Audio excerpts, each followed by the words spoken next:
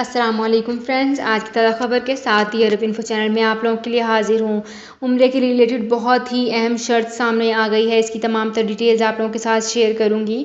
یہاں پہ میں آپ کو بتاتی چلوں کہ 11 نکات پر مشتمل تجاویز میں بیرون ملک سے عمرے پر آنے والی خواتین کے لیے عمر کی حد کا تعین کیے بغیر محرم کی شرط کا خاتمہ کر دیا گیا ہے۔ عمرہ زائرین کو فراہم کی جانے والی خدمات کو مزید بہترین بنانے کا معیار واضح کیا جا رہا ہے۔ واضح رہے کہ مملکت میں وزارت حج و عمرہ کے قوانین کے مطابق مملکت آنے والے عمرہ زائرین اور عازمین حج کے لیے محرم کی شرط لازمی تھی۔ محرم کے بغیر خواتین کو عمرے ویزا جاری نہیں کیا جاتا تھا۔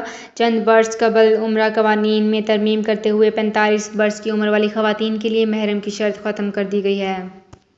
اور مختلف کمپنیوں کی جانب سے دوسری اہم تجویز بھی سامنے آئی ہے۔ بیرون مملکت سے ایسے اداروں کو بھی جو IATA یا پھر WTO کے رکن ہیں، انہیں بھی عمرہ خدمات کی جانب سے، تاکہ ایسے معاملات اور ایسے ممالک میں مقیم عمرہ زائرین کو سہولت اور جہاں پہ رجسٹریشن کی کمپنیاں بھی نہ ہوں۔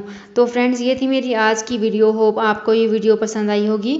اگر آپ کو یہ ویڈیو پسند آئی ہے تو ہمارے چینل کو سبسکرائب، لائک اینڈ شیئر کر لیجئے۔